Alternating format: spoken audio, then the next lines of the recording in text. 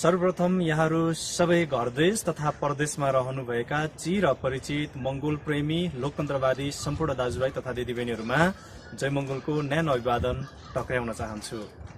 म रिन्छेन दोर्जे तामाङ हाल काठमाडौँ नेपालबाट यहाँहरूको माझमा यो भिडियो मार्फत सार्वजनिक भइरहेको छु। डाक्टर गोपाल गुरुङद्वारा लिखित अस्तित्वको खोज मंगोलको र एमएनओमा डक्टरेट पीएचडी नामक पुस्तक यहाँहरूको बीचमा आवाज मार्फत राख्दै आइरहेको थिएँ। उक्त पुस्तकको चौथो भाग पुस्तकको 15औं पेजको अन्तिम हरफबाट सुरुवात गर्ने अनुमति चाहन्छु। बुद्ध पुनर्जन्मको विश्वास गर्दैनथे।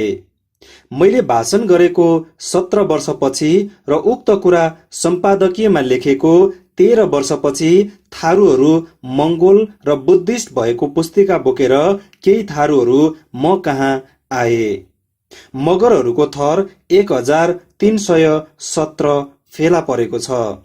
उपथरमा गधा, कनैरिया, बाछा, काला, सुनारी, सुन कमाउने, राजवंशी, दुलाल, कामी, रिजाल, चितौरिया, चितौडिया, मुजियाली, सिजापति, बराल, भात, दन्त, पन्ती, चौहान, कनौजे, कमारा, दिसा, रिमाल, रोका सार्कीमा पनि हुन्छ, काला, घर्ती, सुपारी, कालीकोटे, रेग्मी, रखाले राखिएको, मन्दिर, दलाल, पुड्के, भुजेल, चितौरे, चितौडे, खाना, खाती, गदाल कामीमा पनि हुन्छ, खुलाल, गजमेर कामीमा पनि पाइन्छ, गैडो, पन्थी इत्यादि चाहिँ राणाका कमाराहरू अर्थात् जनजातिहरू हुन्।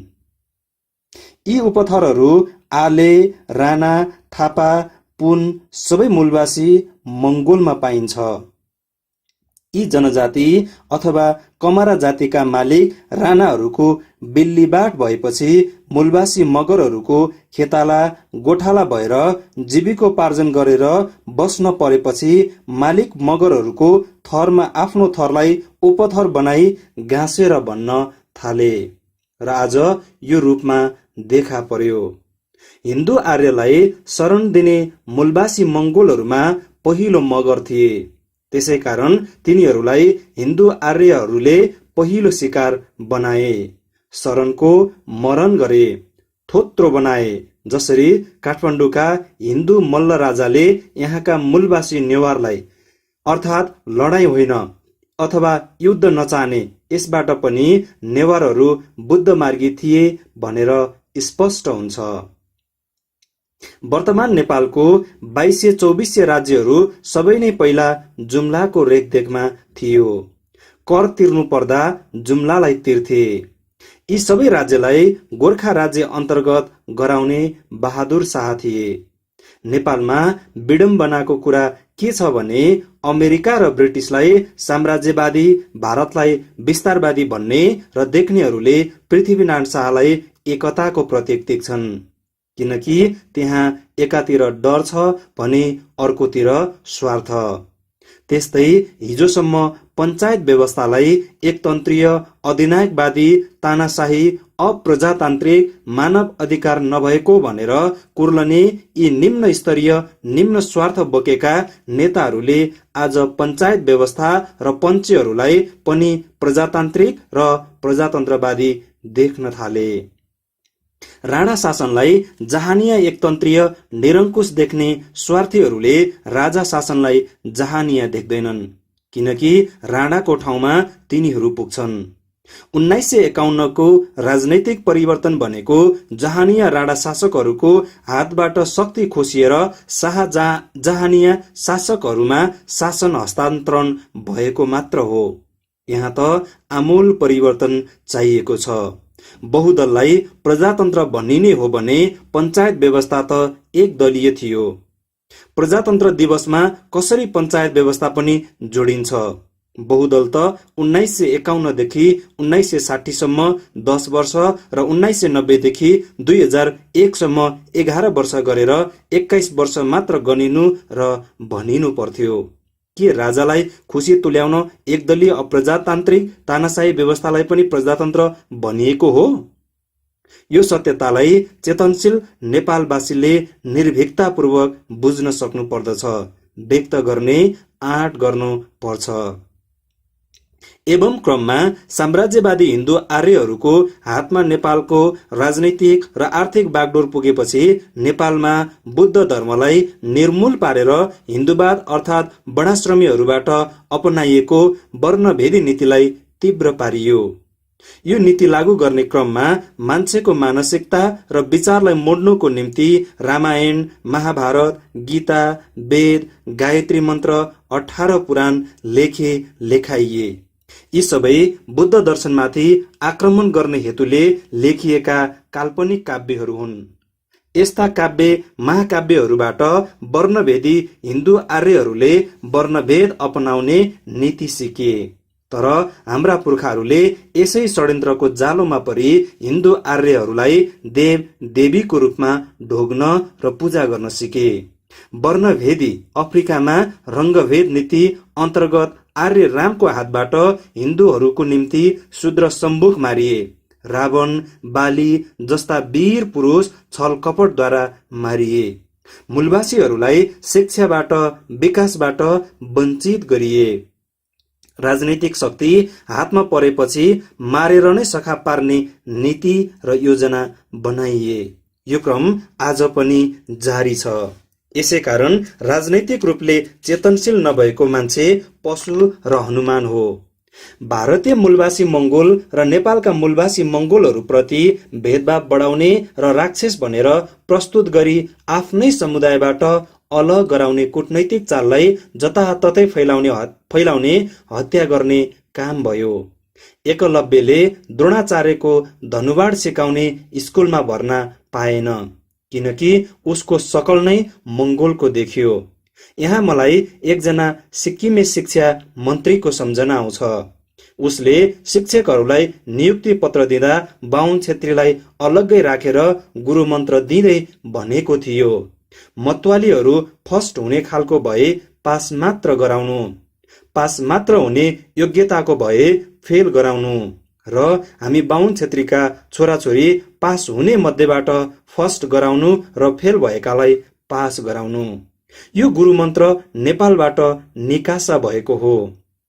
एकलव्यले द्रोणाचार्यको धनुवाड सिकाउने स्कुलमा भर्ना नपाएपछि जंगलमा गई कठोर परिश्रम गरी धनुवाड कला सिके।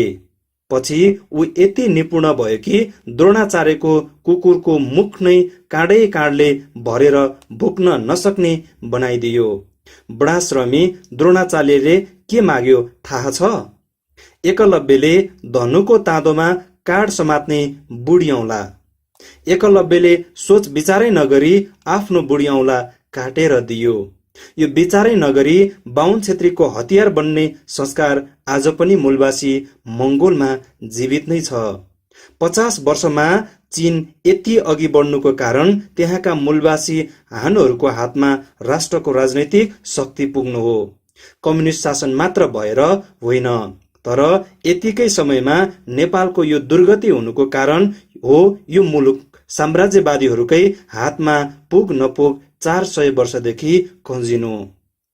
द्रोणाचार्य गएपछि काँड धनुमा ताँदो चढाउँदा समात्न नसक्ने भएपछि मात्र एकलव्यले द्रोणाचार्यको दुष्टता थाहा पायो।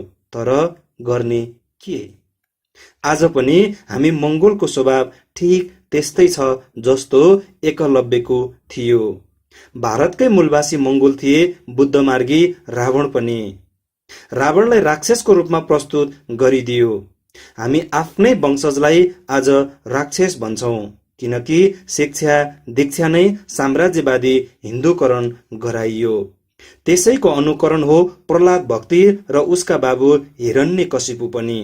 आफ्नै बाबु हिरण्यकशिपुलाई मारेर वर्णभेदी आर्यको पूजा गर्दा प्रहलाद खुसीले गदगद भयो। बाबुलाई मार्दा गर्व गर्यो। कशिपुको हत्या भएकै प्रतीकको रूपमा होली मनाउने गर्छन्। संक्षिप्तमा भन्नुपर्दा हिन्दूहरूले राक्षस भन्ने गरेकाहरू हाम्रा पुर्खा हुन् र तिनीहरूका देवदेवी हुन् हाम्रा बैरीहरू। तिनै वर्णभेदी आर्यहरूको सन्तानलाई आज हामी हिन्दू आर्य भनेर चिन्छौं। र यी हिन्दू आर्यहरू बुद्ध धर्मको अत्यन्तै विषालु शत्रु बन्नुको मूल कारण के थियो भने यिनीहरू आफूलाई देवको सन्तान ब्रह्माको मुखबाट, आइमाईको नानी जन्माउने ठाउँ ब्रह्माको मुख हो, मुखबाट त उल्टी हुन्छ, खकार थुकिन्छ, जन्मेको क्षेत्री राजालाई पाखुराबाट जन्मेको भनी सुरक्षा गार्ड बनाउने, कसैलाई कमाई ल्याउने जात बनाउने र कसैलाई सेवक बनाएर आफू बसी बसी खाने, शोषण गर्ने, स्वर्ग नर्गको लोभ देखाउने, डर देखाउने, पूर्व जन्म, वर्तमान जन्म र अर्को जन्मको ठेकेदार बनेर ठग्ने नीतिलाई बुद्ध नीतिले चकनाचुर बनाई ठग व्यवसाय नचल्ने बनाई दिएकोले हो। यी वर्णभेदी हिन्दू आर्यका धन धान्य र विद्याकी देवी लक्ष्मी र सरस्वती आफ्नै बाबुकी छोरी हुन् र स्वास्नी पनि। भद्रपुर झापाको महेशपुर नजिकै किचक बध छ। किचकलाई मारिएको ठाउँ अर्थात् सुरवीर मंगोल मारिएको ठाउँ। वर्णभेदी हिन्दू आर्यका सन्तानहरूले भारत र नेपालका मूलवासी मंगोलहरूलाई मारेर नै सिद्ध्याउने र हामीलाई टाट पार्दै सबै आफ्नो बनाउने जुक्ति अपनाउने काम गर्नमा कुनै पनि कसर बाँकी राखेका छैनन्, किनकि राजनैतिक र आर्थिक लगाम तिनीहरूकै हातमा छ र यो शिक्षा तिनीहरूले कौटल्य शिक्षाबाट शिरोधार्य गरेका हुन्। हामीलाई परस्परमा लडाएर मराउने जुक्तिहरू जुन यद्यपि भइ नै रहेको छ। पञ्चेकालमा देवान सिंह राईलाई मार्ने को थिए? त्यस ताकाका कोशी अञ्चलाधीश बलराम प्याकुरेल। आज पनि मूलवासीलाई कंग्रेस, कम्युनिस्ट, पूर्व पञ्चेको नाममा लडाउने, भिडाउने, मराउने काम भइ नै रहेको छ। राम र रावणको बेला र आजको समय नाम मात्र फरक, काम एउटै हो। त्यसमा मोहन विक्रम सिंहका चिङ्ना 1990 पछि काटिएका जनजातिहरूको भूमिका प्रतिगामी र दोग्ला त छँदै नै छ। गहिरिएर हेर्ने हो भने राणातन्त्र, राजातन्त्र र कम्युनिस्ट तन्त्र एउटै एक दलीय तन्त्रका हाँगाहरू हुन्। अरू मुलुकका राजा र प्रजा एउटै धर्मका, एकै वर्णका हुन् भने नेपालमा ठिक त्यसको उल्टो छ। रावण जस्तो शक्तिशाली पुरुषलाई मार्न उसैको दुष्ट भाइ विभीषण लागेको थियो। बालीलाई मार्न उसैको दुष्ट भाइ सुग्रीवलाई भिडाएको थियो। हिन्दू आर्य रामको दास पवनपुत्र झैं। यो काम तिनीहरूले आर्य राम र तिनीहरूका एजेन्टहरूको पद र पैसाको लोभले गरेका थिए, तर पछि दुवैले नगर्ने काम गरिएछ भनेर पछुताए, धुरु धुरु रोए। हजारौं वर्षको भुते हतियार अर्थात् हामीलाई परस्पर लडाएर, भिडाएर, मराएर आफ्नो दुहुनो सोझ्याउने हाम्रो माझमा कुनै नेता निस्केको खण्डमा र साम्राज्यवादी हिन्दू आर्यहरूको हतियार नबनेको खण्डमा साम, दाम, दण्ड, भेद सबै हतियार प्रयोग गरिने गर्छ। ती हुन् तर्साउने, लोभ्याउने, भए नभएको अपवाद प्रचार गरेर बदनाम गर्ने, जनताबाट छुट्याई एक्लो बनाउने, त्यतिले पनि नभए मार्ने, मराउने प्रपञ्च गर्ने गरिन्छ। यस समय ममाथि भेदको अन्तिम हतियार प्रयोग भइरहेको छ, जुन हतियार दक्षिण अफ्रिकी नेता नेल्सन मण्डेलाले लडाईँ जितेर राष्ट्रपति हुनु अघि 4 वर्षसम्म लड्नु परेको थियो। यो अन्तिम हतियार गोराहरूले त्यति बेला प्रयोग गरे जब 27 वर्ष जेल काटे पनि मण्डेला झुकेनन् र गोराहरूले 350 वर्ष धलिमली गरेको एक पक्षीय निर्णय गर्ने र कालाहरूलाई पशु, किरा, फटेङ्ग्रालाई जस्तै व्यवहार गर्ने, घृणा गर्ने शासन डगमगायो। त्यस्ताका एकजना राजनैतिक लेखकले लेखेका थिए, Nelson Mandela was fighting losing battle. Nelson Mandela हार्ने लडाईँ लडिरहेका छन्। अहिले नेपालमा मेरो स्थिति पनि लोसिङ ब्याटलकै छ, तर जित हामी मूलवासी मंगोलकै हुनेछ। जसरी दक्षिण अफ्रिकामा नेल्सन मण्डेलाको जित भयो र 350 वर्षे गोरा शासनको पतन भयो। यो अकाट्य सत्य हो। एक पछि अर्को र अर्को पछि अर्को गर्दै विश्वकै मूलवासीहरू बिउझँदै छन्, लडाईँ जित्दैछन्। यो जित हाम्रो पनि जित हो। त्यसैले पनि नेपालमा छिटो असर पार्ने गर्छ। भारतमा हामीलाई जसलाई द्रविड भन्छौं तिनीहरू वंशजको नाताले मंगोल हुन्। हिन्दू आर्यहरूको संस्कृत जिब्रोले बोनबाट बोध त्यसपछि भोट भए जस्तै तामिल भाषा बोल्ने भारतका मूलवासी मंगोलहरूलाई संस्कृत जिब्रोले तामिलबाट दामिल, दामिलबाट द्राविड भनियो। यो सत्य तथ्यमाथि मैले आफ्नो केही वर्ष अघि मुम्बई, नागपुर, चन्द्रपुर र बल्लारपुर, जहाँ मलाई नगरवासीले त्यहाँका मेयरको सभापतित्वमा नागरिक अभिनन्दन गरेका थिए, आफ्नो भाषणमा व्यक्त गरेको थिएँ। मलाई human rights violation in Nepal and India, Nepal र भारतमा मानव अधिकारको हनन विषयमा बोल्नुको निम्ति निम्त्याइएको थियो। नागपुर नागाहरूको राजधानी थियो र नागा मंगोल हो, द्राविडकै एउटा शाखा हो। यस्तै अर्को ठाउँ वारेङ्गलको काकटिया युनिभर्सिटीमा भारतमा जातिवादी राजनीति, कास्ट पोलिटिक्स इन इन्डिया मेरो लेखको शीर्षक थियो। एवं रीतले पटनामा अखिल भारतीय पिछडा वर्ग संघमा All India Backward Classes Federation वरिष्ठ अतिथिको रूपमा निम्ताइँदा पनि हामी मूलवासी भएको विचारहरू व्यक्त गरेको थिएँ। यसपल्टको निम्तोमा लन्डन जान पाएको भए नेपाल र भारतका अछुत जनजाति बन्जराहरूले ती मुलुकहरूको मूलवासीको भाषा, संस्कृति, पोसाकलाई कसरी बाहिरी मुलुकमा पुर्याउन मद्दत गरेका छन् टपिक्समा बोल्ने विचार थियो, तर जाने चाँजो मिलाउन सकिएन। भारतीय जनजाति बन्जराहरू भारतीय संस्कृति विदेशी भूमिमा लैजानेहरू हुन्। Indian gypsies a carrier of Indian culture of foreign lands एउटा शीर्षक पनि थियो। नेपालमा अछुत जनजाति फिरिङ्गे अति शूद्र हिन्दू समाजमा कुकुरभन्दा तल्लो श्रेणीको निम्ति अलग्गै हण्डी छुट्याइनु हुँदैन। हिन्दू समाजका अति शूद्र जातिहरूमा कुकुरभन्दा तल्लो श्रेणीका जनजाति कामी, दमाई, सार्की, गाइने र च्यामीहरू एउटै तहका जाति हुनाले यिनीहरूको विकासे हण्डी एउटै हुनुपर्छ। परन्तु सुरुमा नेपालका मूलवासीहरूकै खेताला गोठाला गरी जीवन धान्ने गर्नु परेका राजस्थानबाट भित्रेका कमारा समुदायले विश्वलाई नेपालको मूलवासीको नाममा ठगेका छन्। यिनीहरूले 1993 संयुक्त राष्ट्र संघको मानव अधिकार सम्बन्धमा जुन रिपोर्ट पेश गरेका थिए त्यो जनजाति फिरिङ्गेको नामबाट नभएर मूलवासी इन्डिजिनियसको नामबाट छ, जुन यस प्रकारको छ र यस समयमा विश्वमा मूलवासी इन्डिजिनियस दशक मनाइँदैछ, तर जिप्सिस दशक होइन, त्यो 04 सम्म रहनेछ। अस्ट्रियाको भियनामा संयुक्त राष्ट्र संघको आयोजनामा 1993 को जुन 24 देखि 25 मा अधिवेशन सम्पन्न भएको थियो र त्यसमा प्रधानमन्त्री गिरिजा प्रसाद कोइराला पनि पुग्नु भएको थियो। जनजाति समूहमा तथा कथित कम्युनिस्ट मण्डले दरबारीहरूको जमघट छ। त्यहाँ जनजातिको एउटा टुकडीलाई पनि पठाइएको थियो। तिनीहरूले त्यहाँ मूलवासीको नामबाट एउटा झुटो प्रतिवेदन पेश गरे, जुन 22 पन्नाको छ। त्यस रिपोर्टको नाम country paper of indigenous peoples of Nepal थियो। नेपालका मूलवासी माथिको मुलुकी पत्र भनेर बुझाए। यी ठगहरूले country paper of gypsies people of Nepal, नेपालका जनजाति बन्जराहरू माथिको मुलुकी पत्र भनेर किन लेखेनन्?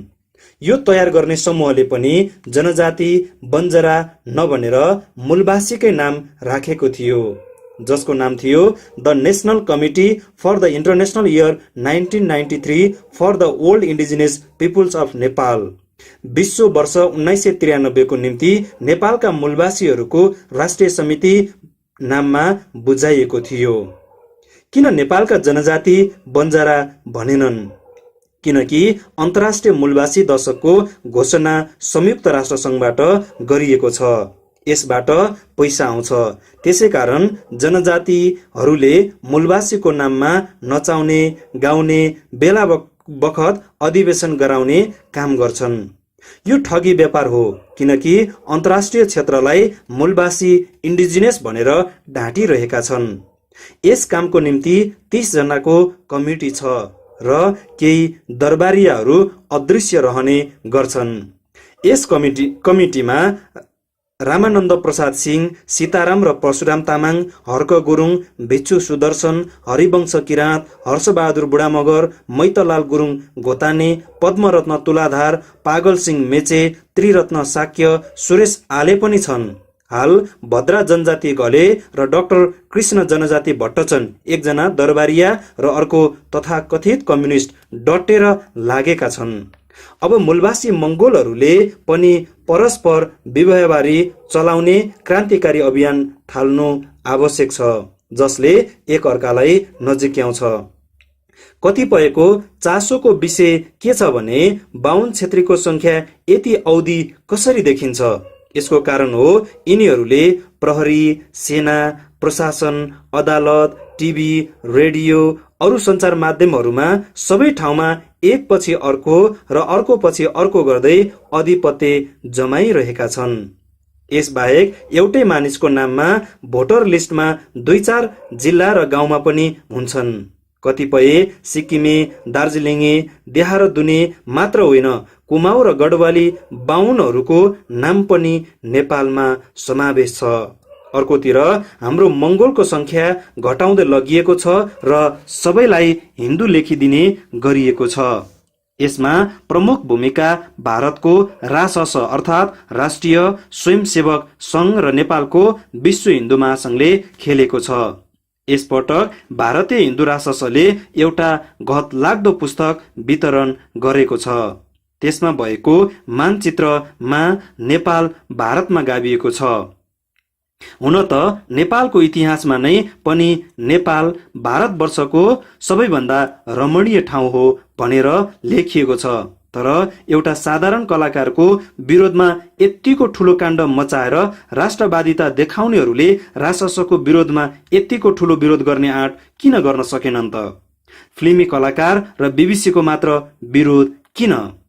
काले राईले पाएको प्रपन्नाचार्यको अथवा संस्कृतको डक्टर प्रमाणपत्र पनि विश्व हिन्दू महासंघले जुटाइदिएको नक्कली प्रमाणपत्र भएको आजभोलि जताततै सुनिन थालेको छ। उसको संस्कृतिको स्तर निम्न कोटिको भएको बताइन्छ। आचार्य मात्र होइन, विशारदकै प्रमाणपत्र पनि शंकाजनक बताइन्छ। उसको पीएचडी को प्रमाणपत्र दयाको र नक्कली भएको चर्चामा आउन थालेको छ। गत वर्ष मध्यतिर राससले एउटा अत्यन्त गोप्य एजेन्डा भारत र नेपालमा विश्व हिन्दू समाजका सदस्यहरूलाई गोप्य तरिकाले वितरण गर्ने काम गर्यो। त्यसमा 34 बुदा छ र ती बुदाहरूमा मुसलमानहरूलाई कट्टर शत्रु सम्झेर आक्रमण गर्ने, बुद्धिस्ट गुम्बा, क्रिश्चियन चर्च, मुस्लिमका मस्जिदहरूमा योजनाबद्ध ढंगमा आक्रमण गर्दै जाने कुराहरू लेखिएका छन्।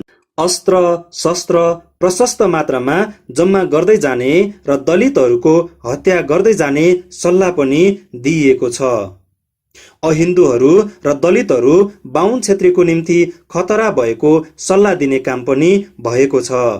पहिले बडश्रमीहरूले द्रविडहरूलाई पनि किराँती भन्थे। यसै कारण किराँतेश्वर मन्दिर भनिने पशुपतिनाथको मन्दिरमा पुजारी राई लिम्बू किराँती होइन, दक्षिण भारतकै पण्डा ल्याइन्छ। कुनै मान्छेसँग बीए पास गरेको प्रमाणपत्र छ तर योग्यता चाहिँ एसएलसी को पनि छैन भने अवश्य नै उसको बीए को प्रमाणपत्र नक्कली हो।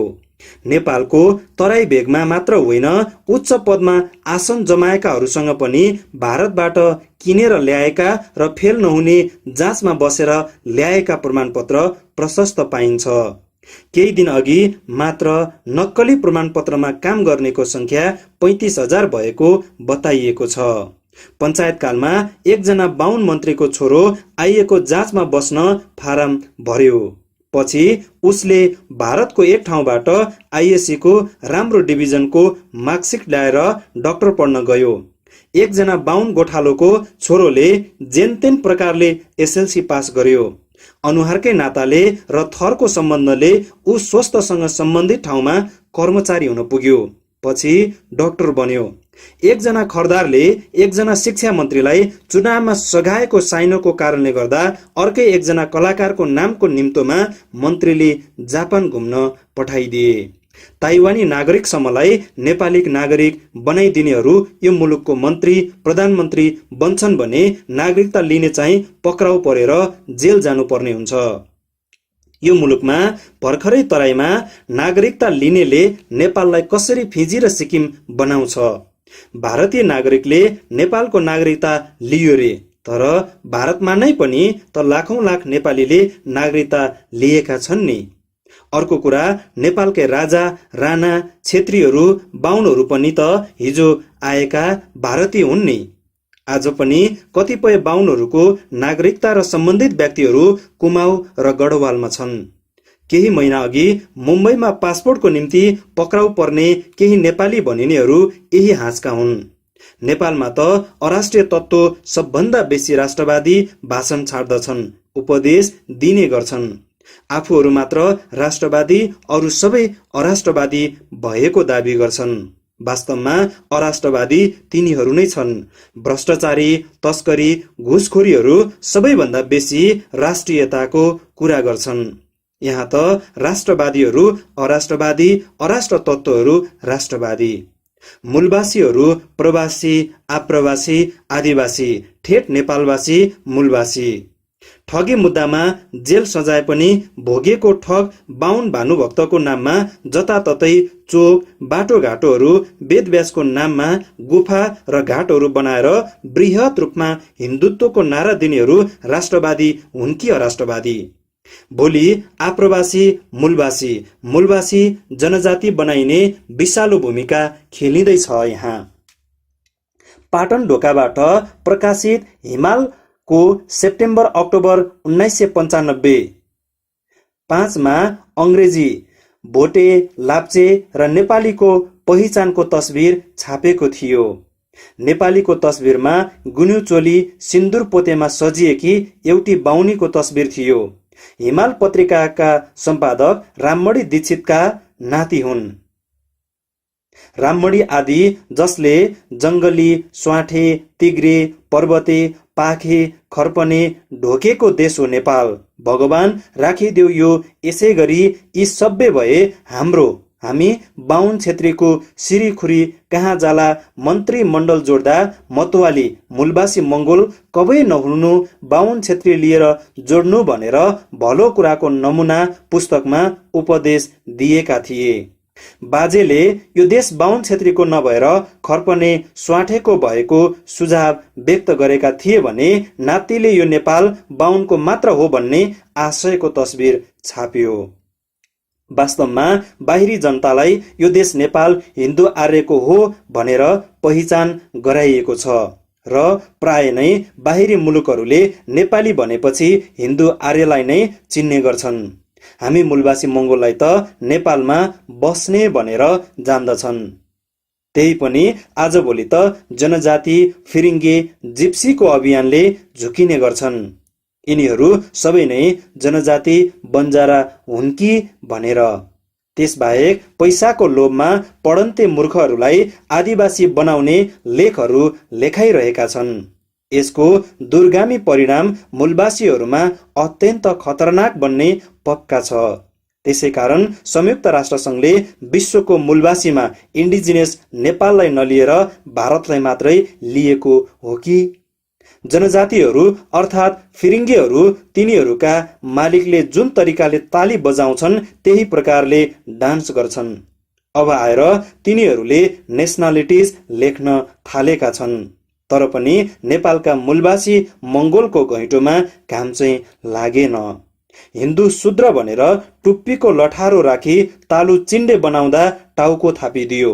मतवालीको ट्रेडमार्क लगाइदिँदा मत धोकेर परस्परमा नै पाखुरा सुर्केर लापा खेल्न तम्से।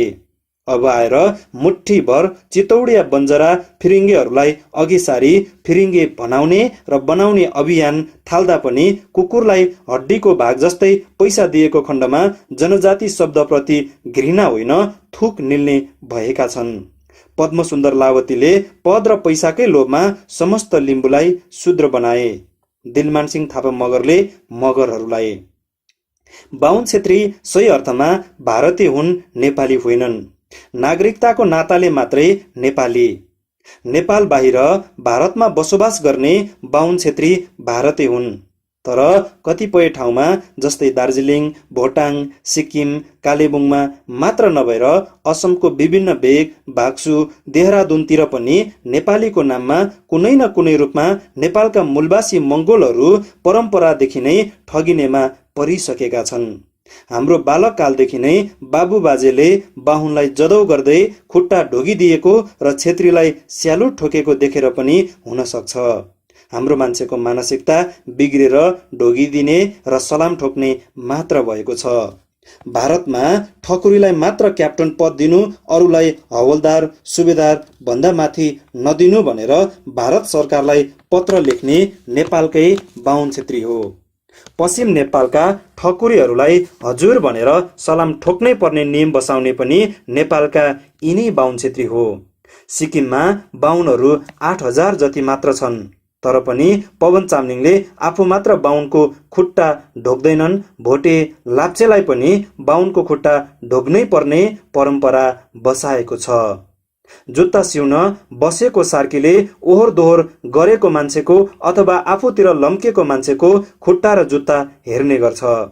चामलिङको परम्परा पनि आफूपट्टि लम्केको बाहुन बाहुनीको खुट्टा हेर्ने भएको छ। मैले दार्जिलिङ र सिक्किममा पनि कतिपय सुकिलो र महँगो सुट र नेट टाई लगाउने मङ्गोल अनुहारकाहरूले सायद तिनीहरू जनजाति बन्जरा हुन सक्छन्, तिनीहरूको मानसिकता जाँच्दा बाहुनलाई ढोग्न नपाएको दिन भानुभक्त बाहुनको मूर्तिमा गएर फूल चढाई मूर्तिकै भए पनि खुट्टा ढोगिदिने गर्छन्। हामीले बेला बखतमा नेपाली खेद्यो भन्ने समाचार अखबारमा पढ्छौँ। कहिले म्यानमारबाट, कहिले भोटाङबाट, कहिले आसामबाट। तर मैले गरेको सर्वे अनुसार नेपाली मूलका ठेट मङ्गोल नेपालीलाई खेद्ने काम कतैबाट पनि गरिएको छैन। डाक्टर गोपाल गुरुङद्वारा लिखित अस्तित्वको खोज मङ्गोलको र एमएनओमा डक्टरेट पिएचडी नामक पुस्तक यहाँहरूको बीचमा अडियो मार्फत राख्दै आइरहेको थिएँ। उक्त पुस्तकको 20औं पेजको अन्तिम हरफमा आजको चौथो भाग अन्त्य गर्न चाहन्छु। मङ्गोल भिजन राष्ट्रिय साप्ताहिक पत्रिकाको अनलाइन पेज www.mongolvision.com र यसको युट्युब च्यानल मङ्गोल भिजन अनलाइन टेलिभिजन मार्फत यहाँहरू सबैले यो पुस्तकको अडियो सुनिरहनु भएको छ। यहाँहरूको सल्लाह, सुझाव र प्रतिक्रियाको अपेक्षा सहित भोलि पुनः पुस्तकको 5औं भाग लिएर आउने बाचासहित आजको निमित्त ओझेल पर्न चाहन्छु।